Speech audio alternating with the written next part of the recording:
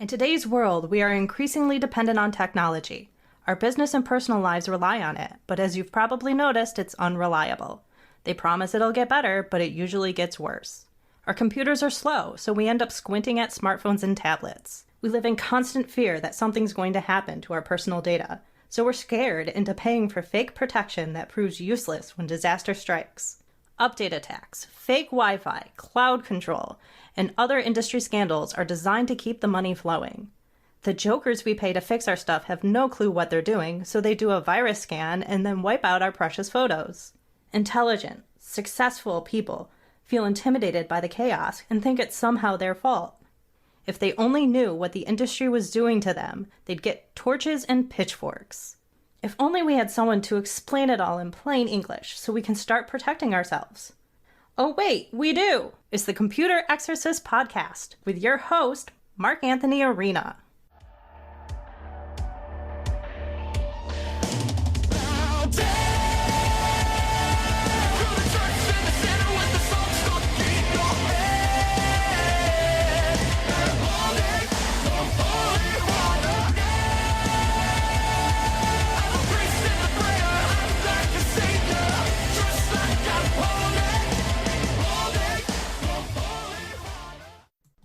From the Wallace Memorial microphone in my home office, overlooking the hills of Western New York, it's the Computer Exorcist podcast. My name is Mark Anthony Arena. I am so happy to be here with you today. I want to thank you all because on September 28th, we hit 2,000 downloads. So thanks for that, and thanks for telling your friends about the show. Another very special episode for you today. He is a friend of mine and a friend of our co-host, Sergeant Tim. He is Professor Justin, and we are so happy to have you here today. I want to tell you something funny is I am quite honored just to know you and to have you on the show, but also I sent Justin an episode of where I tormented a scammer, and he said it was epic. So if he thinks it's epic, I'm quite honored, and that kept me going. Tell us a little bit about you. What do you do? Well, first, thanks for having me on the show, Mark Anthony. I really appreciate the opportunity to connect with you in this way, and also to have a chat about what we do and why we do it. I think we're in it for a lot of the same reasons, and it's nice to have that kind of opportunity to share. So, what do I do? What do I do around here? Yeah, that's a good question. So, I'm a professor of practice at RIT, and I help educate and train both traditional students and working professionals seeking to transition into cybersecurity careers. I do some research, and I also administer several programs that help showcase some of the talent across the world and also do some talent scouting for the industry. I could imagine dive into a lot more detail on any of those things, but that's a pretty high level of what I'm up to these days. Amazing. And it's funny because we're doing conceptually the similar thing, but on totally different levels, right? I'm just helping the old folks cut their cable bills, and you're out there on that commercial, industrial, macro level, right? Fighting all the threats on that end, if that makes sense. So, what are you? When we talked before the show, tell the folks about what you're doing for veterans, because that was a really just such an important thing you were explaining. Yeah, thanks for asking. So, we recently were selected to be the lead institution of an 8-university coalition dedicated to helping transitioning veterans and also other first responders move into cybersecurity careers. And so we're focused on governance, risk, and compliance, using the same sort of audit and inspection mentalities that they've cultivated as military members or first responders, and applying those to cybersecurity problems. And my why behind that is really rooted in the sense of purpose that most of our veterans and first responders feel. It takes a special person to raise their hand and to serve the country or the community in that way, where there's a risk of mortal threat and actual physical harm. And too many of the folks that do that are really just demoralized when they're no longer able to serve in that way. You get hurt on the job, right? You get blown up, you get shot, or even just a car accident, whatever it is, right? And you can't do it anymore. And then all the demands that manifest as physical requirements for the field mean that those people can't serve anymore in the way that they're used to. And for those purpose-driven, mission-focused individuals, that's a tremendous loss of identity that can transform into a source of desperation and despair. I have a burning sense of purpose myself. Anyone who talks to me for more than 10 seconds, right? I would be absolutely despondent if I couldn't be who I am and do what I do. Yeah, exactly. And there's there's a certain sort of identity that we feel when we talk about what we do and why we do it. And for those that can't do it anymore, for a very, in a lot of cases, noble reason, right? They got hurt in the line of duty, and now they're basically told they can't do it anymore. And in some ways, maybe some of them feel like they're just thrown out to the side, and who cares about me anymore, and what's my purpose on earth? And that despair translates to a desperation that unfortunately leads to unnecessary loss of life. Suicides are probably still the most prevalent casualty among military members. It's the greatest waste. That's where we're losing our lives, is in the despair that comes from a lack of sense of purpose. And there's, I believe a deeper purpose for each human being, regardless of their ability. But by offering this career transition opportunity, it's my hope that those who are really committed to defending the nation can apply their skills and their sort of analytic, investigative, security-focused mindset to a deep and broad problem that we have in the cybersecurity landscape, that will preserve our civilization against those that would harm it, terrorists and foreign actors that would just want to destroy America. And frankly, we need all the help we can get. There's like 2 million unfilled jobs in cybersecurity. And so, it's a great career field. And it's also something that they can still feel like they're given back and have a real worthwhile pursuit for their career. And hopefully we can prevent, that desperation from sinking in for at least a couple people, because even one's too many. Right. Absolutely. As someone who's been through it, I could agree with that. The fight's not over, right? That's the slogan. As you're saying this, like that's the slogan that appears in my head. The fight's not over. You're just going to wear a different set of clothing now, but you're going to come in and you're going to help us because there's still people out there. The weapons might change, but the fight is still real. I mean, it's still, we're getting intellectual property theft of our defense industrial base. We can look at the news, put up a fighter jet from name a country and America's fighter jets. And it's like, that looks eerily similar. And their development timeline was a year. I don't understand. How is that possible? Because they stole our stuff, and that's part of the problem. Right. So, when our adversaries are ripping us off in the cyber world and then, using that for potential kinetic harm, right? Killing people or at least, oppressing others and whatnot. I mean, that's not what we stand for. And so they can continue to fight against that sort of thing. I like that. The fight's not over. Yeah. Yeah. That's so interesting. But that's exactly the way to put it. Yeah. There are plenty of things you can do. And I say this, you might know from my show, is I say this all the time. Like, we live in a city where, in my exaggerated opinion, 99% of people are just sitting on their couch and eating and watching to see who got shot on the news. They're people of all kinds. Everyone needs a purpose, right? Otherwise, you're just sitting there. You're part of the matrix, right? You're a battery in the matrix. You're just a set of eyeballs that Google can advertise to. There's a risk of losing our humanity to such a thing. But like the fundamental purpose. And my mother, she passed away from Lou Gehrig's disease, and toward the end, she really couldn't do much. She was just kind of watching TV or doing, but she could love. I could see it in her eyes. Holding my infant daughter in her arms, and she couldn't say anything. She could barely even hold her from falling off the bed because she was so paralyzed. But I could tell that there was love there, and that was her purpose, right? And it helped bring our family together. And so for those that can't, do much, you can still be a vehicle of love. And I think that's really an important common purpose. You mentioned, we're at different specifics in our field, but really I think that's what we're up to, trying to help, keep folks safe so they can continue with their jobs of loving those that are close to them and around them, right? Wow. The grandparents are taking care of the grandkids and trying to make the world better in their own way. And that's what we're here to enable, right?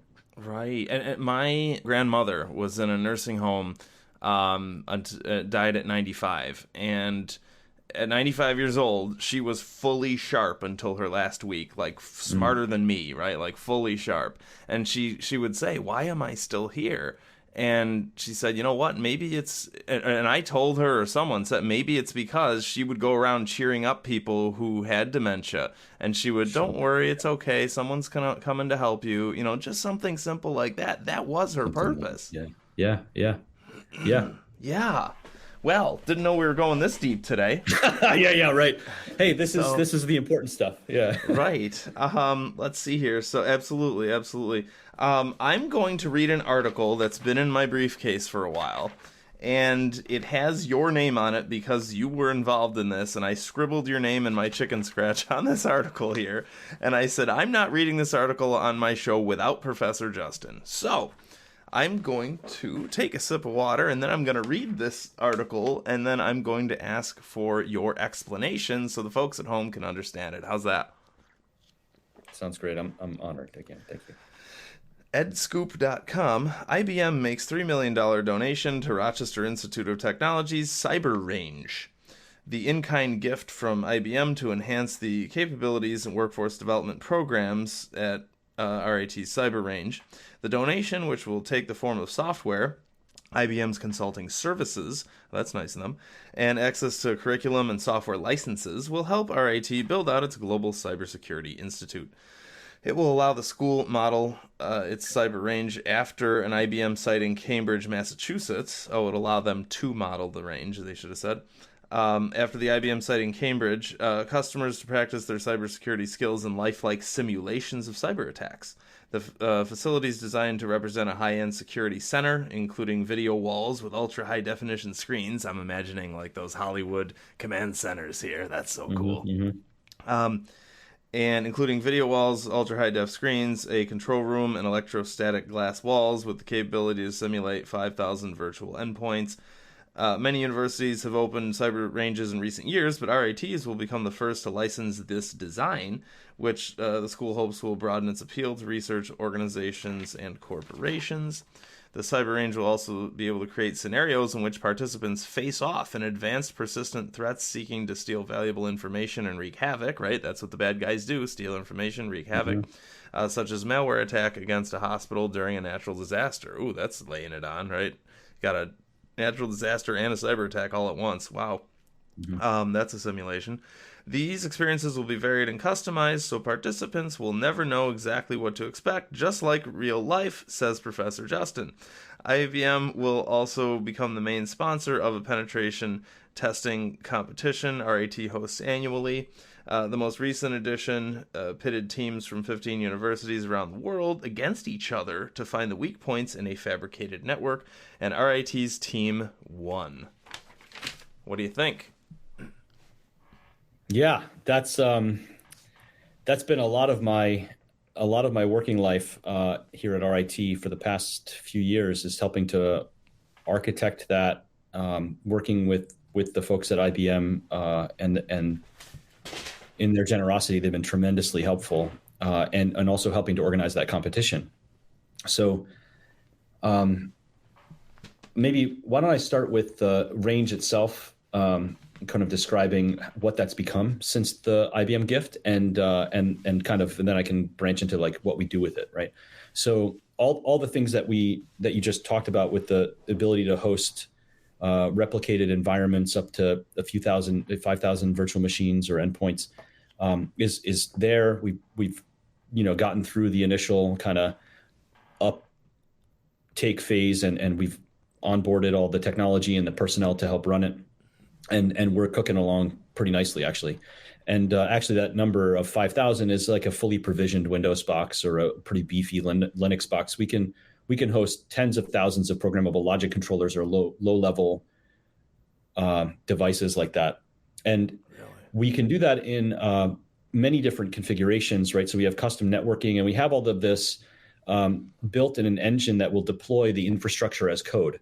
And so we have a whole library of scripts that we can use to configure environments that are customizable and varied to present these training scenarios. So, and now, yep, go ahead. Just so I can explain it and break it down here.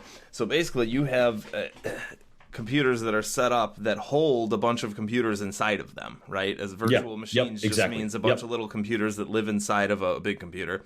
And programmable logic controllers, or PLCs, I believe what you're getting at is you are simulating, for example, a couple of years back, and this happens all the time, but some bad guys took over every baby monitor camera in the world and then turned those against someone, right? Is that accurate? Yeah, that's a great example. And another that we built a replica of a hydroelectric power plant and a nuclear cooling facility and a water treatment reservoir. So all of those things had a series of programmable logic controllers that actually controlled the gates on the reservoir for when to put water through this turbine or to cool this plant or whatever.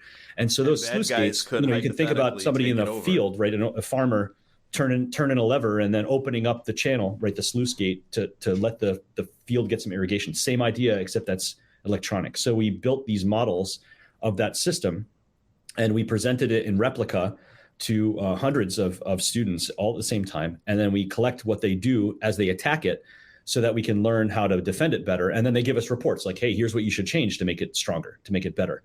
And then we publish that. So that's a real world outcome of our designs. And that helps, I hope, to make critical infrastructure more secure, to protect our way of life and to prevent the bad guy, these advanced actors from getting in, because now we're hardening our own systems. I love how you say protect our way of life. Like you remember why you're doing this, right? That's important. And I remind myself every day, I what I do is I protect the seniors, right? That's what you do.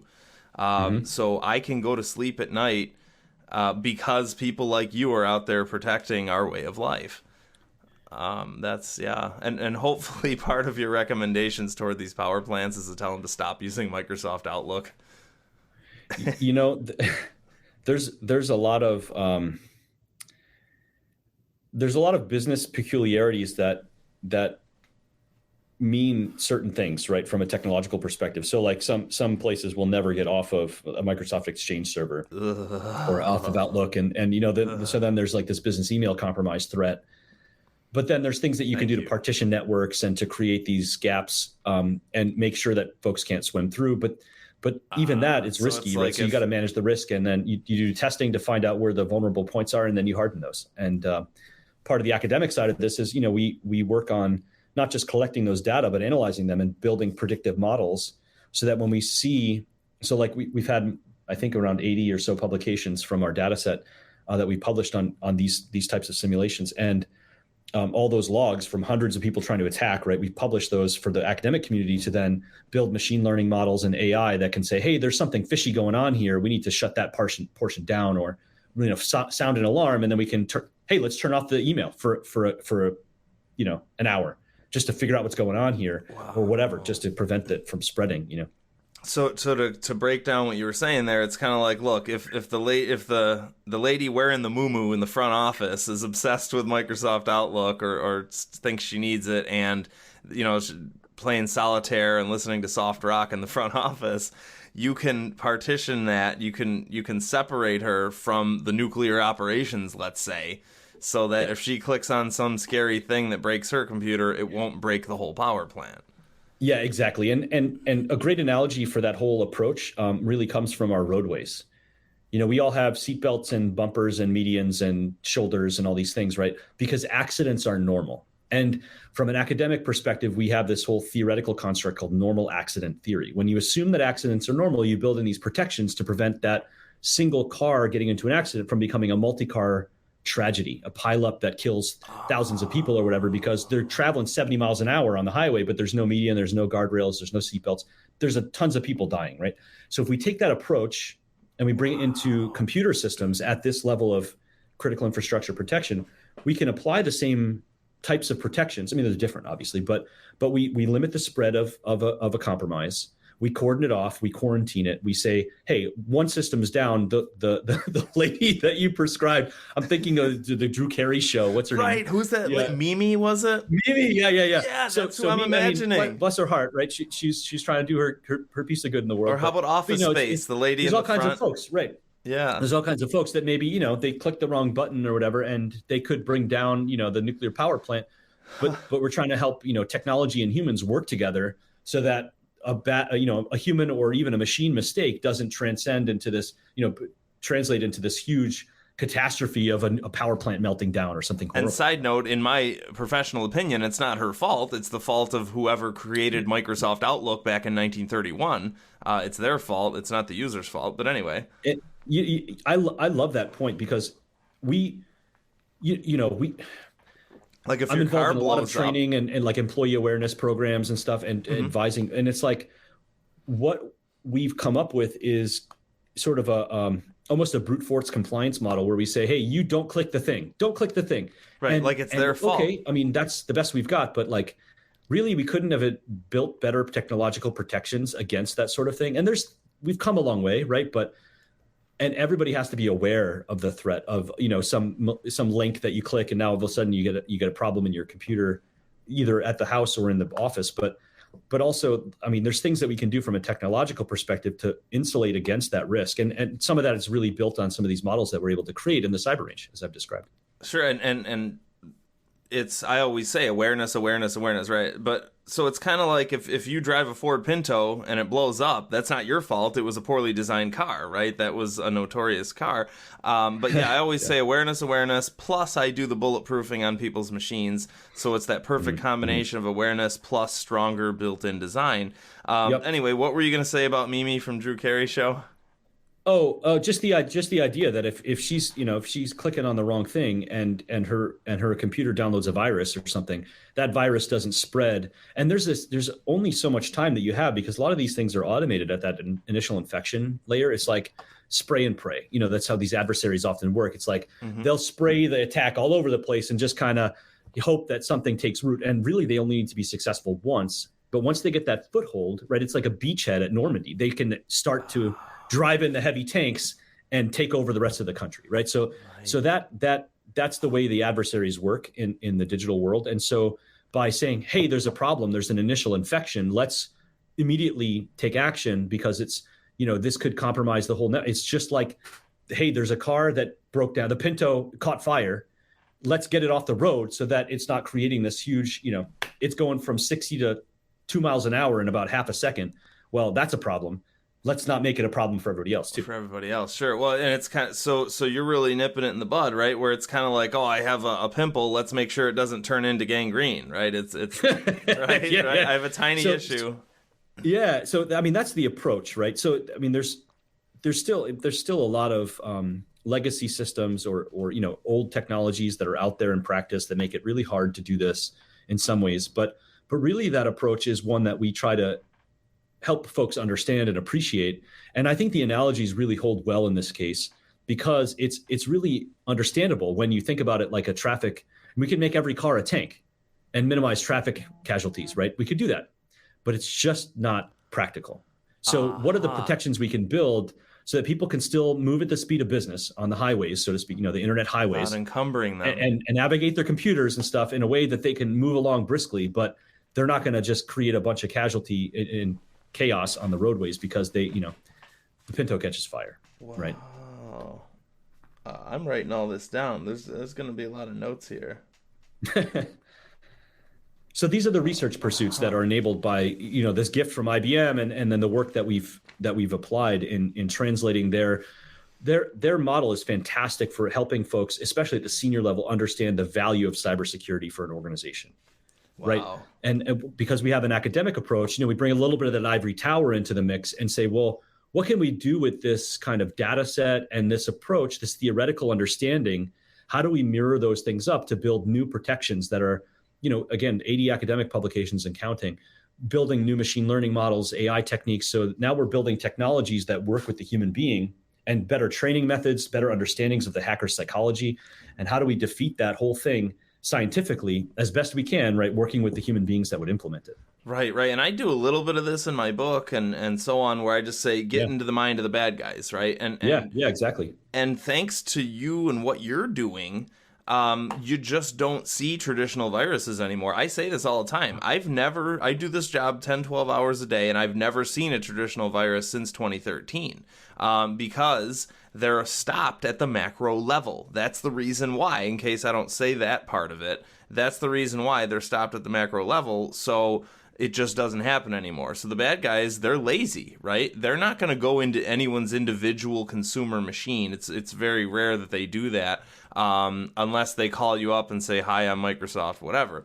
Point is, I have to understand the nature of the issue and the psychology of where they're going, so I understand where to find them. Because unfortunately, most computer guys are out there doing 1991 virus scans, and they don't understand the modern threats where, hey, someone calls you up on the phone and uses fully legalized remote tools to get into the senior citizen's computer. Yeah, and that's one of the reasons I'm such a fan of what you're doing, because it really is con artistry with a different set of lockpicks. But it's the same thing that they've been, con artists have been doing this forever. And you mentioned that episode that I commented on and just its epic nature, right? And I think one thing that really strikes me about your approach there is that you actually had a connection with the human being on the other end of that phone toward the end of it, and made him sort of question, these aren't the droids you're looking for, but it's like, I want to re-examine my life because I don't want to sell death sticks. Remember that from the Star Wars? The kind of the Jedi mind trick that you employed to say, you're doing bad things in the world. Go question your life and figure out what you want to do that's actually making a positive impact on the world. The money that you're pursuing shouldn't be why you're doing this. You should be helping people, and you could. And I love that you turned it that way to cause that introspection, right? And that maybe 1 out of 20 con artists will actually have that kind of crisis of conscience and come to the light, but just that approach of connecting with the human being and understanding their rationale and then trying to motivate them to the good, man, that's so beautiful. And it's really worthwhile because, similar to the folks that were fighting against despair alongside, fighting against that selfish kind of money grubbing approach, you got technical skills, use your powers for good, There's a lot of good you can do with the same set of skills, and you probably end up making more money and being happier in life anyway because you're doing good things, and that's how things tend to, spread. Right. And there's so much I want to say. I mean, sure, number one, those scammers, it has nothing to do with technology. It's just a guy calling you and saying scary things and asking to break into your computer. It's not technical. It's con artistry, like you said. And it actually, a couple of years ago, someone said, Mark, people have been abusing each other since the dawn of time. And that's kind of comforting to me, because for many years I said, computers are evil. And no, it's just people abusing each other in new ways. But yeah, I mean, I live in New York State, which is just a giant welfare state where people are told to stay home and just get everything for free, but there's no sense of gratification. There's no sense of purpose. So that's why I always tell people, right? And like you said, from the bad guy on the other side of the world to a returning veteran to anyone I encounter in the streets walking around where I am, it's, hey, guess what? You have abilities. You have these God-given abilities, believe it or not, and you're meant to do something here and not just stay sitting on your couch doing everything for free forever. So it's making people realize, and I'm writing a book about this actually. It's coming out in the next couple of years, and I can't wait to show you, but it's making people realize that guess what? You hear all the time, right? Like, people in the ghetto can do drugs or play basketball, and that's the only way out of the ghetto, right? Well, this scammer, wherever he was in some third world country, thought that the only way he could make money was by scamming people. And my whole point to him was, guess what? You can actually make money by helping people. There is that win-win. And actually, RIT, the main thing I learned at RIT was win-wins, how to find win-wins. Yeah, absolutely. That's the only way I'll do business, is when everybody wins. But that idea of inspiring that potential, the awareness of the potential in somebody, to your point, that's unfortunately something that a lot of folks don't grow up hearing for one reason or another. And, we can point to a lot of different causes and effects and whatnot. And it's it's unfortunate that a lot of folks don't even think that cyber could be for them. It's a promising career, pays great. You're doing good in the world. I mean, all the things that we're talking about, right? But let me be clear. It's a great paying career field. This is one of the highest demand, highest paying jobs you can have.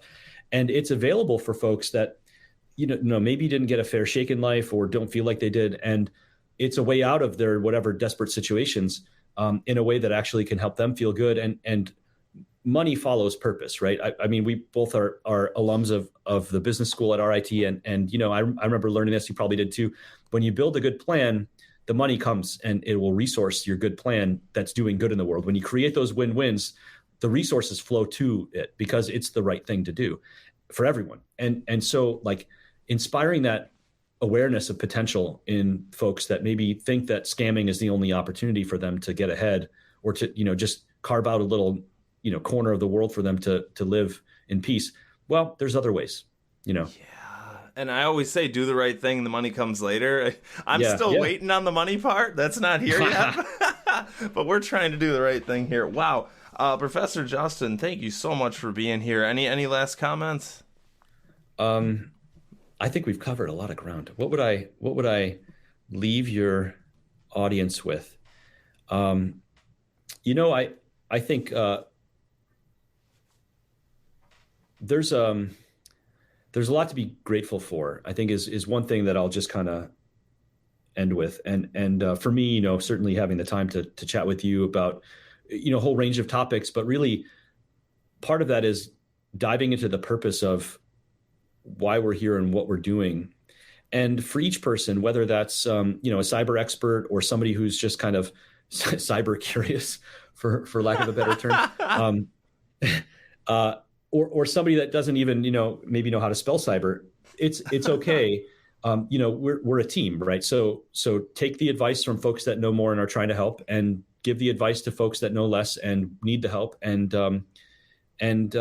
trust that it'll work out, because it does. If your heart's in the right spot, intentions matter, and so do outcomes. And so those two things will align, I think. I don't know, whatever. The inspirational statement for the day. I try to remember that myself. Like if any kid raises their hand and says, I want to succeed, like people like us would be more than willing to do whatever we could to get them to succeed, right? So you're right. All we want is someone with good intentions. We'll teach you the rest. Yeah. I think, that's a great way to put it. And the fight's not over. Yeah, you got to use that. You can use that slogan for your, And I love what you said about the only way I'll do business is if everybody wins. Because, there's plenty of times when I feel like, like we talked about before the show, I want to be a nice guy. I don't want to rip people off. I don't want to make money off people because, I'm in that reaction. I'm reacting to the big box stores who are out to screw everybody, right? But if I'm out there doing business where we both win, it's okay to make a lot of money when we both win, when I help people and I save them money. And to me, the fundamental justification for that is really rooted in humility, because it's not about you making the money, right? It's about you serving the people that you're helping. And it's okay for you to be treated fairly in the exchange. But I love this definition of humility from C.S. Lewis. Humility isn't thinking less of ourselves, but thinking of ourselves less. Yeah. And someday, if you want to come back, I have an article about humility, about that quote right here. This sounds like a follow-up. Yeah, sitting absolutely. in the briefcase. So if you want, I'll save that for you. Thanks so much for joining, and all the best to you, and we'll talk to you soon. Great. Thanks so much, really, again, for having me on the show. It's great to chat. All right, folks, thecomputerexorcist.com. Buy my book for everybody you know, and tell your friends about the show, and we'll talk to you later.